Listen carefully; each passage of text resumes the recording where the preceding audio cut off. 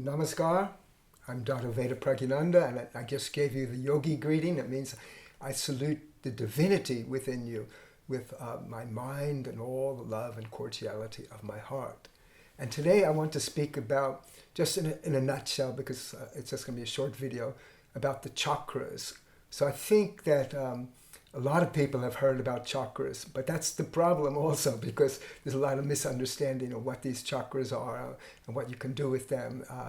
So the chakras basically are points in the body.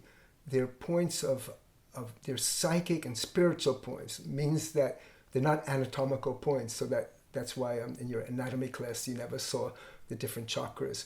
But they're spread out along the spinal column. They start from the first vertebrae and they go up the spinal column.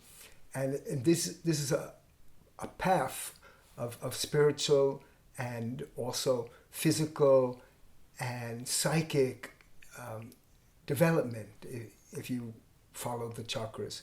So what are these points? So basically I can say that there are 3 nerves in the human structure, 3 channels. They're not anatomical nerves, but there's one that goes up the spinal column, and it's called the Sushumna Nadi. And then there are 2 nerves, one on the left called Ida, and one on the right, Pingala, and they crisscross. So like if you ever seen the medical staff, where there's a staff and then there's crisscrossing snakes, it's something like that. And where those snakes, or where those nadis cross the central channel, there is a chakra. So what are the chakras? At the very base of the spine, there is a chakra called the Muladhara chakra. And this is an important point because it controls all the solids in the human structure. And if we move up a little bit higher on the spinal column, on a plane that's even with where the genitals join the body, then you reach another chakra called the Swadhisthana chakra. And this controls all the liquids in the human structure.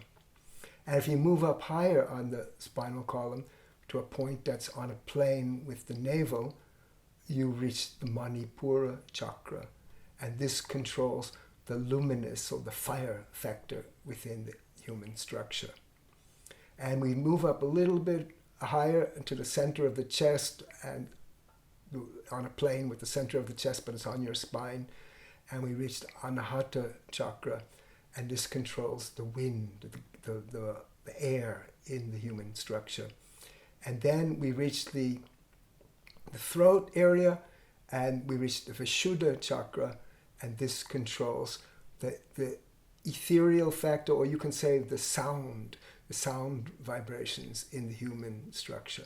So these are the 5 basic chakras, the lowest chakras, and they control the human structure. And then where this point is, which is sometimes people call it the third eye, it's called Trikuti in Sanskrit, means 3 hills. This is called Agya chakra. Some people say Ajna, no, it's Agya, the Sanskrit pronunciation, Agya chakra. And this is the controlling point of the mind. And then if you would take your fingers, go 10 fingers up higher, reach here, the top of the head, and this is the Sahasrara chakra.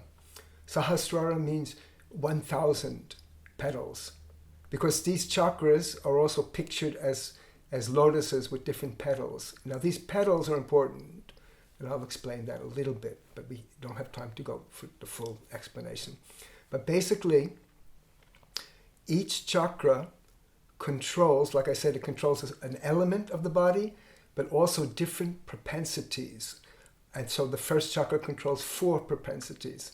Second chakra controls 6 propensities. Third chakra controls 10. And then 12, 16, and 2. So what are these propensities? They're all different kind of human feelings. So like in the third chakra, this very important chakra because it controls shyness. It controls fear. So that's why, like, suppose somebody has a fear of talking in public. This chakra, if someone could do some asanas to help this chakra, then they could overcome some of those weaknesses. So different chakras have different factors, different propensities.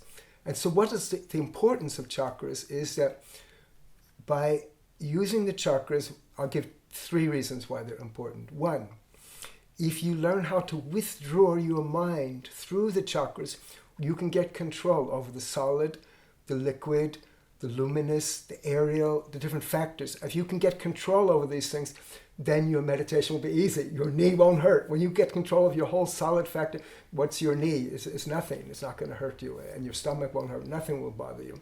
So understanding of chakras will help you in meditation to reach your point for concentration.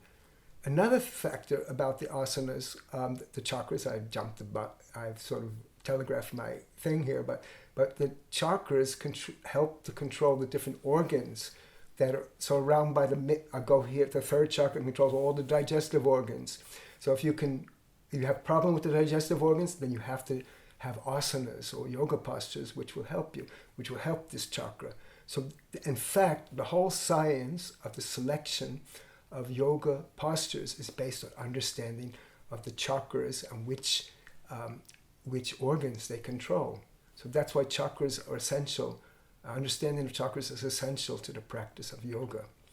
And then there's a 3rd aspect of the chakras, is that they control the psychic propensities. So if you can learn how to control your chakras and balance that, I won't say balance them, but some people are saying balance them like you're changing tires of a car, you're going to balance your chakras. No. But the thing is that if you can perfect your body and work on your chakras, then some of the emotions that are based in the chakras or controlled from the chakras will become solved. Not solved, but changed, ameliorated, improved. In fact, you have different kind of propensities, and some propensities, they can be negative or they can be positive. Like also taking the 3rd chakra, Trishna, is thirst. So you can have a thirst for all worldly things. But if you make that thirst for things which are of the spirit, then that propensity is utilized in the best way. So chakras are points, and if they're understood, then finally, they not only, as I mentioned, they help you physically, they help you in the meditation practice, they help you psychically, and they also help you finally in the path of self-realization, because the topmost chakra, the Sahasrara chakra, is 1,000 petals. It means all the possible propensities of the human structure in all different directions, inside and outside, and 10 different directions are controlled and become under your direct domination. You can say, but domination is not a great word, but it means that you're the master of your house, and all the propensities are controlled by you and diverted towards supreme bliss. So the goal of the understanding of the chakras finally is to help you to reach the supreme bliss. And we have another section, when maybe in the next video we'll talk about, is the Kundalini, and this is very important too. And when you worked on your chakras, then that Kundalini will rise and reach the topmost chakra, and you'll get supreme bliss. So in a nutshell, this is the chakras. But remember one thing: the chakras are spiritual points. They won't be found in your anatomy lesson, and you can't do a massage cream to help your chakra. There's no incense that can help your chakra. So there's a lot of profiteering going in the name of chakras, but it's a really deeply spiritual subject and a fascinating subject, and I hope that you will explore it further. And if you were interested in reading about it or hearing about it or meeting teachers who can teach you more about the chakras, then you can contact me on my website, dadaveda.com, or if you need a teacher anywhere in the world, you can go to our website, anandamarga.org, and we'll connect you with somebody who can get you going on the spiritual path.